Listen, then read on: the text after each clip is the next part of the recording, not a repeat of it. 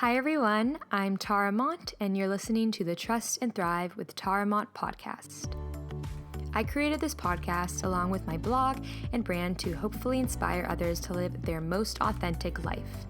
I truly believe that we all have the power to live a life we love, and to do so, it's so important to be in tune with ourselves and be open to growing and evolving. I believe that once we can trust ourselves and our vision, that's when we can thrive. So with this podcast, I plan to discuss all things to do with self-reflection, personal growth, mindsets, and self-belief, all aspects that affect us in our everyday life. If you feel connected to my message and want to listen more often, I will be sharing one podcast a week, so make sure to subscribe and stay tuned.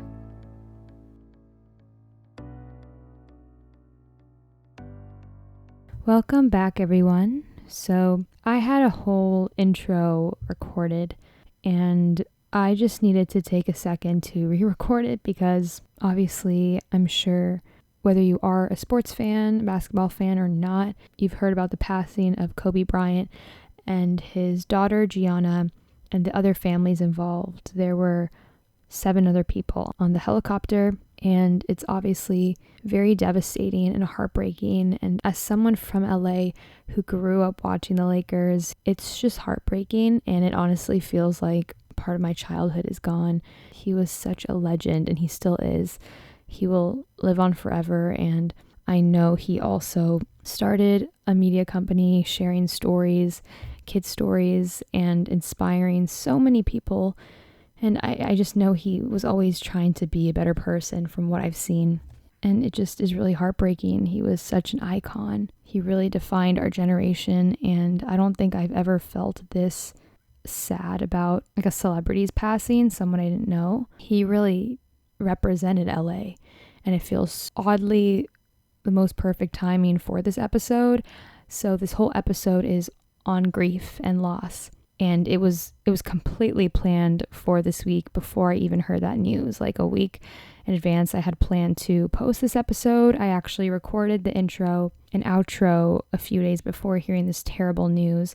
So I wanted to re-record this part of the intro. There's no way I could start it without bringing this up because it's just incredibly heartbreaking no matter what, for his daughter, for the families who lost loved ones. It's just so devastating and heartbreaking. And I just wanted to start this episode sending my love to the families and everyone affected.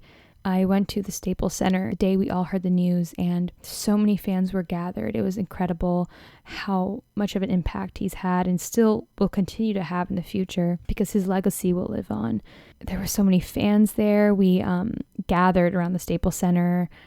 They had signs, people brought flowers, jerseys, memorabilia. It just hit hard. I was crying a lot yesterday, and it doesn't feel real. Like, I don't know, he's so young. His daughter was there. There were so many people involved. It just a reminder that, some things are terrible. Some things are hard to understand.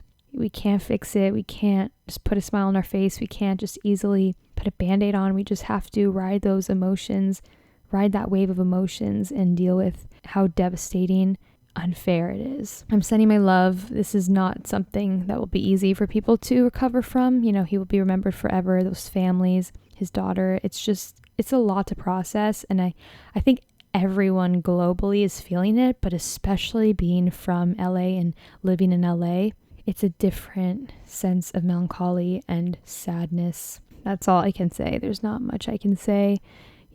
But I hope this episode is helpful. So I already recorded the intro and the outro. I'm just going to leave it as it is because I'm just going to get into introducing the guest of this week's episode. If my tone sounds very different, you'll know why. Right now, I know the news. It's really sad. And when I recorded this next part and the outro, I had obviously no idea what was to come. No one did. And so I was in a better mood, definitely.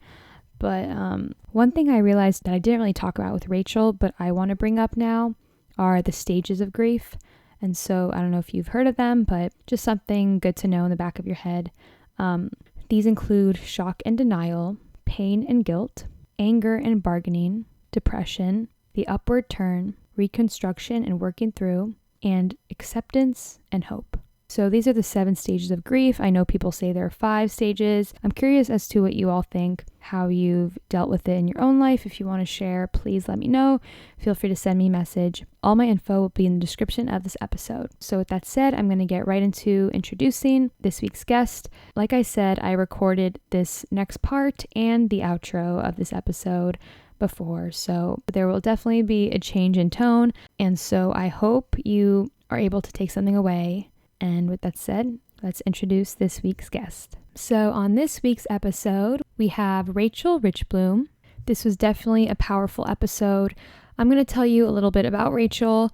Rachel lost both of her parents to brain cancer in the last 2 years when she was 26 and 28. She's now 30 years old. We recorded this a week before her birthday. She'll mention that, but she started her Instagram account, That Good Grief, chronicling quotes that have resonated with her, reflections on her day-to-day with grief, and sharing professional resources she's found to be really helpful. Rachel explains in her own words, "I'm just trying to provide content for others in this terrible club so we feel less alone, and to provide resources to the friends and extended family who want to help, but really just don't know where to start." Her community at That Good Grief is so powerful. I was so attracted to her page because it's so raw, it's so real, it's full of pain, full of honesty, full of those authentic emotions that people experience during grief. She currently lives in San Francisco and works in tech PR. And I appreciate it for that reason. And even in this episode, Rachel's just so honest and vulnerable. I hope you are able to find comfort in this interview, whether or not you've experienced grief at this level. No matter what, we all experience it at some point. I admire her for opening up and sharing her story. So with that said, let's get right into it with Rachel.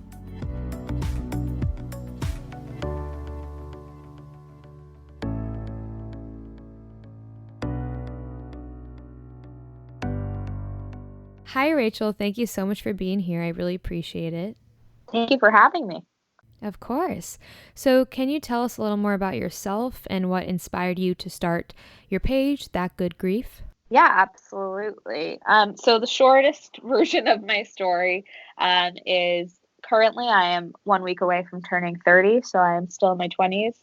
By the time you're listening to this, I probably won't be anymore, but, wishful thinking. And I live in San Francisco, and about 3 years ago, my dad died from glioblastoma, which is a terminal form of brain cancer. And then about 14 months after that, my mom passed away from the same disease. And I was primary caretaker for her during the 7 weeks that she was battling with her illness. And following both of their deaths, there were a lot of different things I was trying to figure out for the first time. And part of which was just how to kind of deal with the daily dose of grief that we all face and kind of power through in different ways, and how I could maybe spend some time processing that. And so I started my account, That Good Grief, about a year and change ago, to have the opportunity to talk about that and connect with other people who are going through a similar experience. Thank you for sharing. And do you think right after your parents passed away, do you think you struggled to find that support? Is that a reason that you started that? Were you able to find that yourself? Yeah, actually, I think it's funny. I'm very, very blessed in that I felt very supported by the community I was a part of, both my parents' friends and my friends, who really stepped up to the plate in kind of remarkable ways for given where everyone else was in their life at that time. But I think for me, what stood out was just like the lack of understanding and appreciation for what like going through a day with grief looked like, especially as someone in a younger age group who didn't have a lot of friends or peers who were in the same boat. But as I started talking about it, I realized that those connections kind of came even more out of the woodwork. So for, all the vulnerability and all of that I was putting out into the world, it actually invited more of that connection in.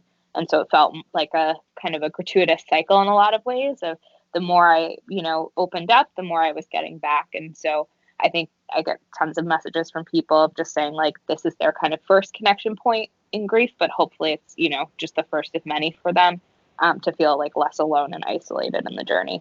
And I think that's very admirable that you did that, because like you said, people, they show up to funerals and then they leave and life moves on for them. But when you're going through it, time freezes and something you deal with on a daily basis.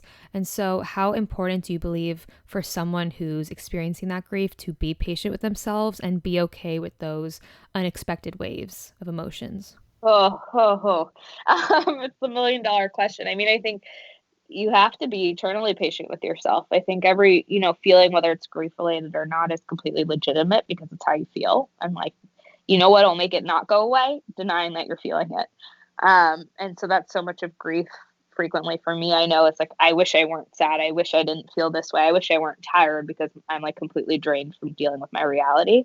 And the longer I fight that, the longer that feeling persists.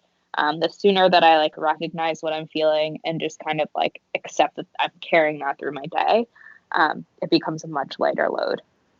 Mm-hmm.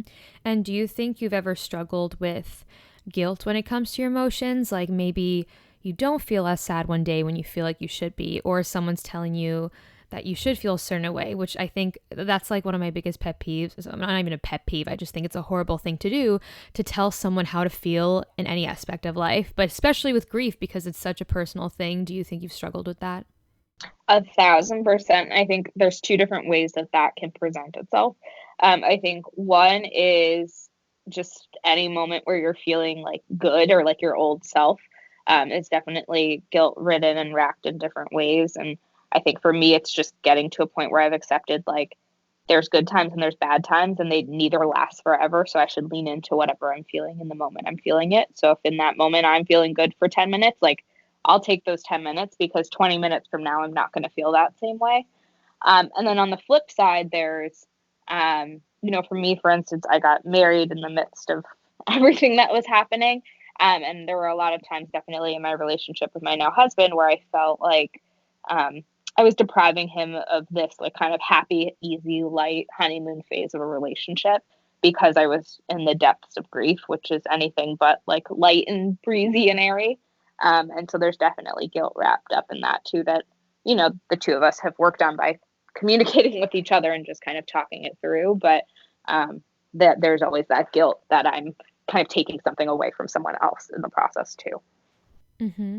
And also, I'm sure embracing those feelings of those bittersweet moments, if something reminds you of one of your parents and it can be sad, but also beautiful, remembering that that was something you had. Do you think you've dealt with that where like it's almost like you're happy and sad at the same time? Yes, I think bittersweet is like the summary of life, I think, after experiencing loss, because it's not that all the sweetness is taken away. It's just that it's tinged with a bitterness because that person's not there to share it with. So there's nothing that makes me happier than recalling memories with my parents and different stories from my childhood or different nicknames or funny stories or whatever it may be. But there's obviously a layer over it of like, wouldn't it be nice if I could share that with the person who experienced that with me? Or, I had this experience today that really relates to something that happened back then, and being able to share that and connect the dots for them too. But that's where your kind of existing community comes into play. And it's so important of people who will at least like listen. Mm-hmm. And so with that said, how important do you believe it is to find a supportive community, or even if it's just one person who gets it? Because at the end of the day, for something like that, I can't say I understand exactly what you're going through because that would be hurtful to you, I assume, to assume that I would get that. And so like, have you found people who've experienced losing parents in that same way, or like, how has that been for you? Yeah, I mean, I think for me, and I can't speak for everyone, this is just my own personal experience, but community has been the most important factor. I think every relationship is, of course, unique. Every relationship is, of course, individual. No one else has had that relationship. No one else has had that connection. But that doesn't mean that it's not relatable from other people. And I think actually, to me, the most offensive phrase is I can't even imagine, rather than saying I can only imagine. Because I think like it's not someone's fault that they haven't been through the exact experience that you've been through. That doesn't mean they can't show up for you in meaningful ways. But I think the other piece for me is having people who fall into kind of different buckets. That yes, I have a community from the Dinner Party, which is an incredible nonprofit organization that helps people in their 20s and 30s who have experienced significant loss gather around a dinner table every 6 weeks or so and just kind of talk about their experiences. And so there's, I make sure to have kind of that space in my life where there are people who have experienced loss in many similar ways to the way I have. I have a community within Instagram of people who I don't know, but like connect over really like deep topics with. I have my kind of real life day-to-day people who create space for me as I need it, who maybe haven't experienced loss in the same way, but have a real genuine interest, not only for themselves of like people who will eventually experience loss, but also just to be there for me as a friend, who want to be there in the right ways and will do anything to find out how. So I think it's just finding a balance of all those things of no one person is going to be able to give you everything. I think, in a lot of ways, it's kind of like relationships with a partner. Your partner, you can't have everything in one person. And so it's okay to kind of differentiate between different people and have them each bring something different to the table. Mm-hmm. And I'm so glad you mentioned that, because I think a lot of people, when it comes to death and grief and helping someone in that way or being there for them, like a lot of people don't know how to do that. There's no specific like handbook you learn growing up. Like it just happens and you have to show up for someone. And so for someone who may feel like they don't know what the right way to support someone is, what advice would you give to them, or what would you tell them? Yeah, I mean, I wouldn't say that there's no right way and no wrong way. I think it's probably anyone who's experienced significant loss could tell you the way people showed up in the wrong way. But I think it's just because it's an emotionally heated time, and ultimately, I have much less anger toward the people who at least showed up at all than the people who didn't show up at all. And so I think just being there in the way that you can be and ready to listen is going to be a good place to start. And if you're someone who's worried about approaching it in the wrong way, I think you're already halfway there in being someone who kind of has the emotional intelligence and empathy to want to show up for someone in a way that's not offensive to them and actually supportive. And so just taking a beat and creating space for them and holding it and, leaning into whatever that person individual needs at that time, and then not like badgering them with a trillion questions because your brain's kind of already on overload. And so it's anything that doesn't require deep thinking, but more about like whatever that person needs to kind of get off their chest at that moment or get done, a task that they need to do, or, just enjoy 5 minutes of like peace and quiet. It's good that you mentioned that, because like you said, everyone's so different. And even just the fact that you said, I can't imagine, could be more insulting to you. Like other people would think, oh, maybe that's, playing it safe or being nice. So it's really interesting to hear from your perspective and anyone's perspective, because everyone's experienced loss in some way, to, for everyone to express to themselves what it means to really be there for someone in a respectful way. And so now I'm curious as to your page and starting your page. What have you learned with starting that Good Grief? Do you think you found comfort in sharing your story, and you've realized that so many more people are experiencing this and have needed someone to share their story to feel connected? Yes, definitely that. I think it's taught me a lot of different things, and some I expected, some I didn't. I think before I started the page, I didn't necessarily know how much content was already out there. It's one of those things where you find it if you're seeking it, but if you're not seeking it, you probably don't come across it. Because it's not like everything else on an Instagram feed that's like highly curated and color coordinated and whatever else it may be. The grief content tends to be a little bit messier because grief itself is messy. And I have found that there's an incredible community out there of creators who are putting content out there about grief, who are putting things into words better than I ever could. And I so appreciate everything that they're doing. I'm surprised by how many people I, kind of make contact with who haven't found another resource yet. And so this can be kind of a point of discovery for them in that community around grief. I think for me, it's provided me a kind of like daily form of therapy of processing these small moments in between moments that you carry with you when you're kind of just living a life with grief. That's one reason I was attracted to your page, because it is so raw and real, like that shows the reality of what grief is. It's great to have like the curated, nice aesthetic, but to be real, that's what it looks like. And I'm sure so many people can relate to that. And I found a lot of comfort in that as well. I've lost people in my life, and I definitely appreciate what you've been putting out there. And I think it's very brave of you, and it's not something that many people would do in any way. And so I just want to thank you for doing what you do. Oh, thank you. Yeah, no, I think every now and then I look at, my page and I'm like, oh, it'd be nice if I like made cover photos for all the highlights and if I, my grid looked and I'm like, and that would be a really misleading projection of what's going on in my head and what living this life is. I don't think this is supposed to be a filtered version of my reality. It's because it's not, and that's where the benefit comes from, is from not filtering it, because so much of life and needing to go to work every day, needing to show up for other people and needing to do X, Y, and Z, is about filtering. And so it's nice to have one kind of really unfiltered space. Mm-hmm. And so, for someone who is maybe experiencing grief for the first time, or it's harder than if they've ever experienced it, what advice would you give to them if, they feel like this pain is forever and they feel alone and stuck in that? What advice would you give? Yeah, I mean, I think, again, I am not a professional. I can only speak from my own experience. I think there are a lot of incredible professional resources out there for anyone who is really struggling, and would definitely encourage people to seek that out if that's something available to them. But I think for me, some of the best advice, that's not even advice, but just kind of like a reality check for yourself when you're going through this, that really helped me was that, Megan Devine's book, It's Okay That You're Not Okay. So just kind of accepting that this is the reality of what it is, and that's okay.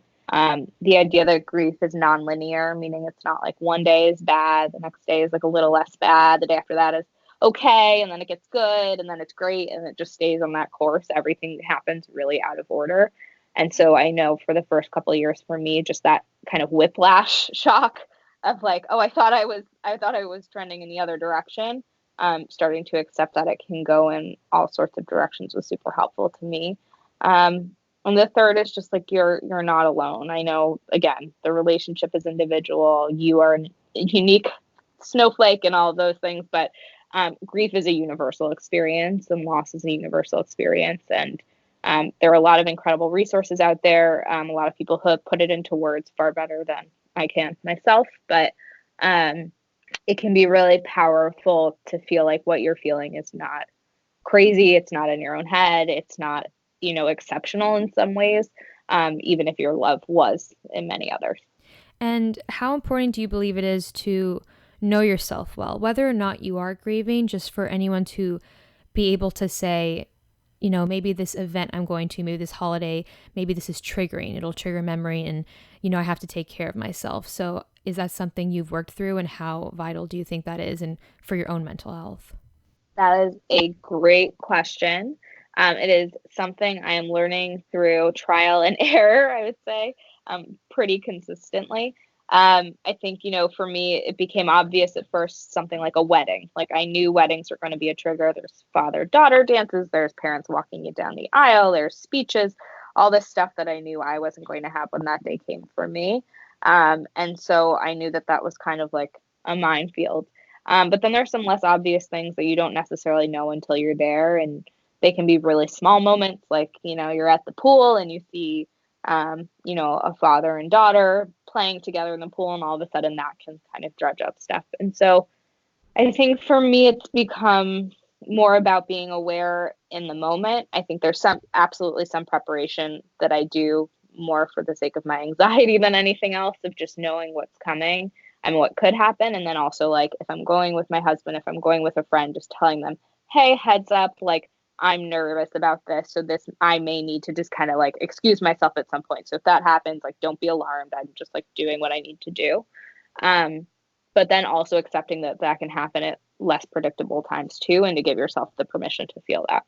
I agree with you in the sense that you can't always predict it either. You can't plan where you're going to be or what's going to be triggering. And so it's important, like you said, to just be aware of it and patient with yourself. What are your thoughts on how this can affect relationships, and being okay with maybe, losing some relationships or focusing on yourself? Because I know with myself and my mom, and, when we've grieved in our own lives, I've lost relationships because I couldn't be there for people in the way that I would want to. And so what are your thoughts on that? Yeah, I mean, I think, listen, I think I can compare it kind of to like a divorce, how people like it wasn't a waste if you had a relationship and it ended in divorce. That's still a very powerful thing that affected you, that changed who you are, that got you to where you are. And the divorce itself changes you in terms of like where you go from there. And so I think we're in a much smaller scale. like relationships can still serve you even if they're short-lived, even if they're long-lived, but then, have some sort of ending to them. Nothing needs to last forever for it to count. We certainly wouldn't say that about, like, I didn't have my parents around for what will hopefully be the majority of my life. And that doesn't mean that wasn't as impactful as someone I have in my life for the entire time I'm alive. And so I think it's just thinking about it in those terms of, like, people can kind of come and go. They can come into your life, out of your life. You can show up for them sometimes and maybe not be able to other times. And if you have like a core relationship and respect for one another, you're going to understand where the other person's coming from and know in that moment that they can't be there for you in the same way that maybe they want to, or maybe they just don't have the desire to be. And so I don't know. I guess I think of relationships in a pretty fluid way at this point. But I think it's also nice to keep an open mind about who can show up for you and how they can show up for you, because sometimes it's not always the most expected. No, that completely makes sense. And at the same time, not everyone can be understanding of what you're going through, or they don't always get it, like not taking it personally. Like, this is something I'm going through on my own and it doesn't really have to do with you. Yeah. The one other thing I'd just add to that also is, like, if someone doesn't show up for you in the first like 6 months after someone died, that doesn't mean they can't show up for you another time in your life. I think, sometimes that takes some working through and to talk about and to understand where the other person was coming from and maybe why, they didn't show up for you in the way they did. But a lot of the times in early days of grief, you don't necessarily have the energy to explain to someone how they need to show up for you for it to feel right. But possibly a little time out from then, you have the energy and the education and the knowledge of saying, like, hey, like, this doesn't work well for me. But if you want to like maintain a friendship, here's how I need to kind of have this relationship exist with you. And once you have that strength and energy to have that conversation, you can actually build a friendship and rebuild it from there. And there's nothing wrong with that too.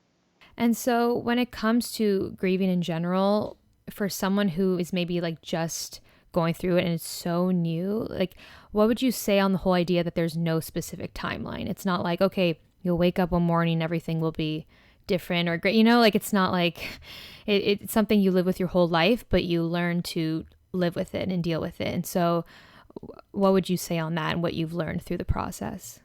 Yeah, I mean, I think everyone is doing it in their own time.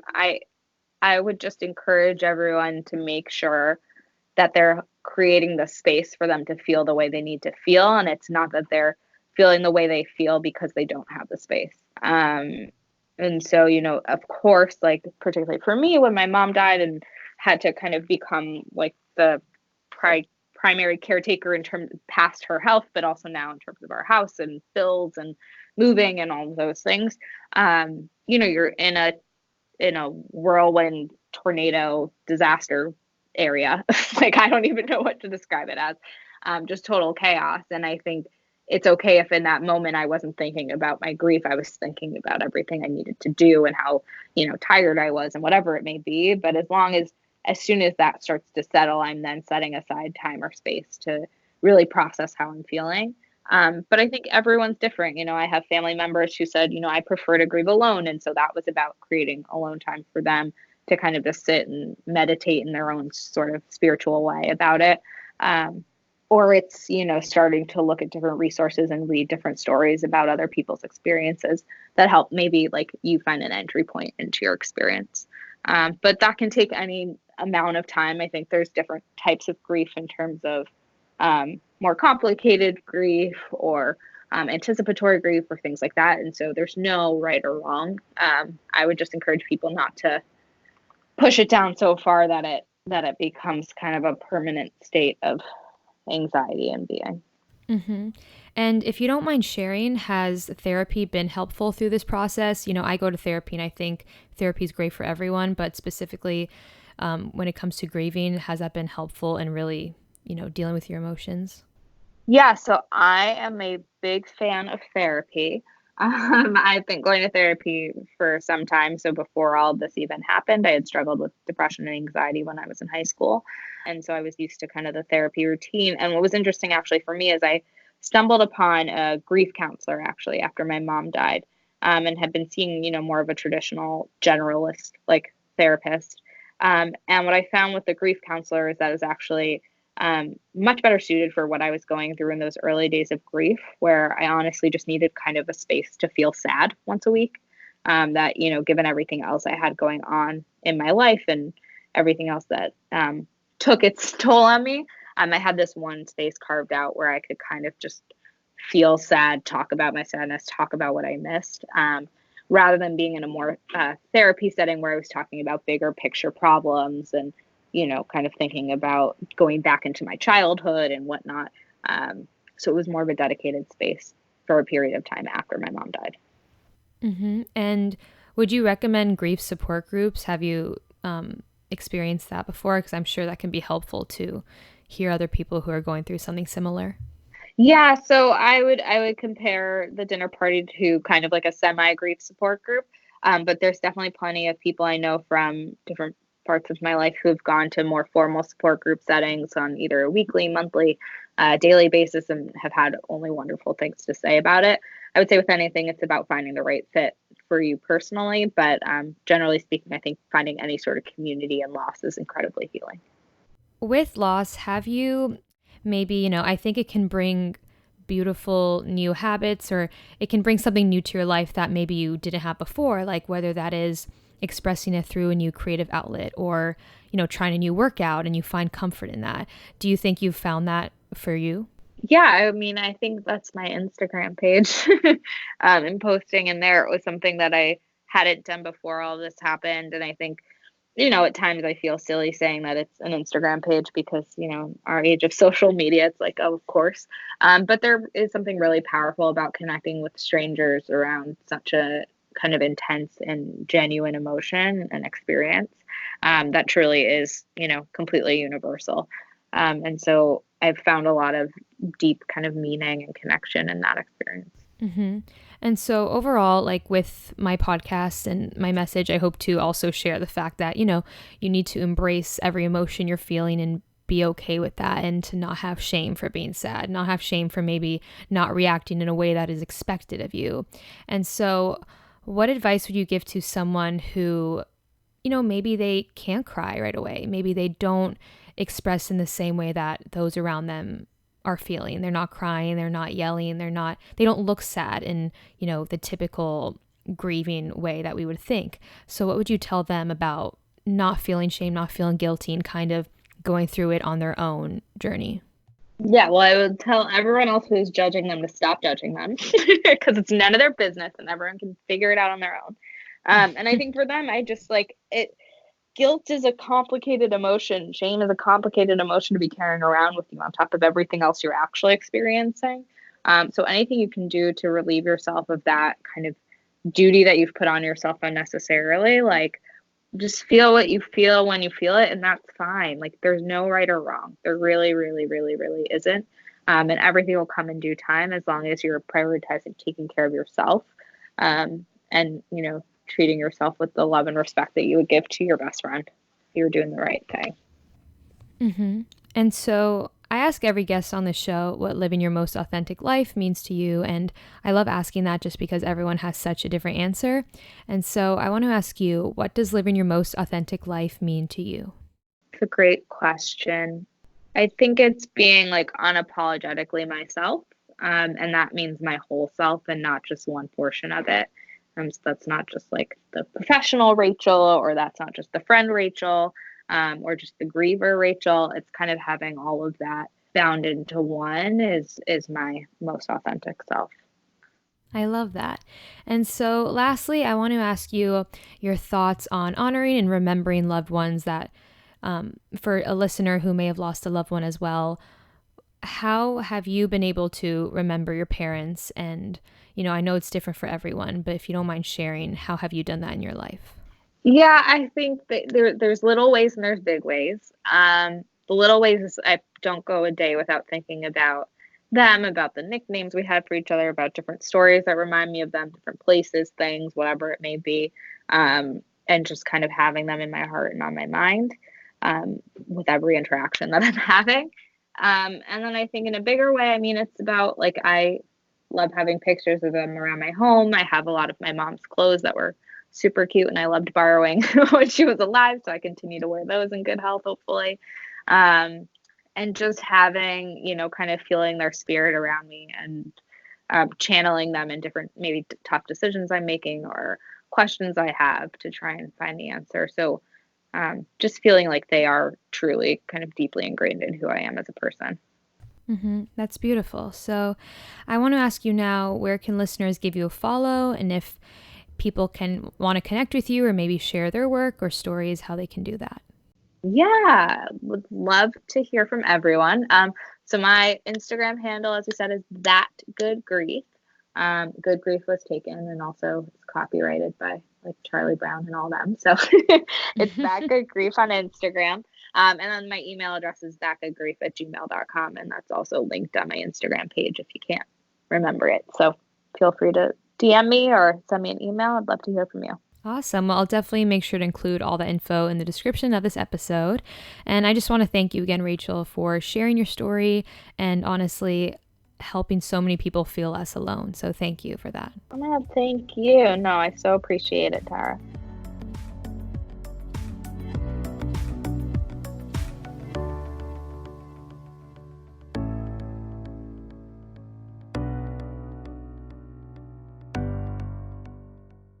I hope you found some comfort. I hope you feel less alone from that interview. Like Rachel and I said, neither of us are professionals in this field. So if you want to talk to a grief counselor, a therapist about your feelings in a much deeper sense, I hope you do. This is just another reminder that you're not alone and that there are so many people out there feeling the way you do and they're living through it and they're surviving. Whether you are experiencing grief, loss, or just healing from some painful wounds in your life, I hope you know you're not alone. And I hope you know there's nothing wrong with you for experiencing your emotions. That's totally normal and valid. And you don't have to be healed all of a sudden. You don't have to be happy after a year's over or, whatever anyone tells you about the process of healing and grieving. There's no right way to. And so remember, your feelings are valid. You don't have to be crying. You don't have to be happy or sad or have a specific reaction to honor someone's life. Everyone's different, so just listen to yourself, accept the emotions that come with it, even when they are hard. I hope you have people in your life who are there for you when you need it most. And so it's important to know your triggers, to not feel guilty. If the holidays are a sad time for you because you miss a loved one, or a specific birthday, or Mother's Day, Father's Day, or any just specific moment that reminds you of them, that's okay. And so you don't have to show up to that party if you know it's going to be a trigger for you and it makes you feel so bad. You have to listen to yourself and trust yourself that the decisions you're making are for your own mental health, for your own comfort in those moments. It's one thing to step out of your comfort zone, but when it comes to something like loss and grief, you have to be patient with yourself. And even Rachel says sometimes you don't know your triggers, and that's okay. You may be so happy one moment, see something that reminds you of someone or a loss. So I want to thank Rachel again for being on the show, for being so open on this topic. I always think there's more I could ask, but with a topic so deep and personal, I felt like Rachel was just so open already. I was so appreciative of everything she said, and I really think she's real about how you feel. It's not as simple as, oh, you'll be fine, everything's good now. It's a new day. Some days are going to be devastating. Some days are going to be great. Like I said, you just have to go with the roller coaster and be patient with yourself and take it day by day, day by day. So thank you to Rachel for being here. If you want to follow her, you can at That Good Grief. I will make sure to include all that information in the description of this episode. You can also give me a follow at tara.mont or the Instagram for the podcast at Trust and Thrive. Thank you all so much for listening. Please let me know what episodes you've been enjoying, what topics have been resonating with you. I'm kind of trying to get an idea of what topics I should be discussing more on the show. More business side, more personal, more self-development, more psychology-focused topics. It really just depends. Obviously, I'm trying to have a nice variety, but I can tell that there's certain episodes that do better because you prefer to hear certain topics, and I totally get that. And so I want to hear what you are interested in. All my info will be in the description as always. With that said, we'll be back next week with a new episode, so stay tuned, and I will catch you all next Thrive Thursday.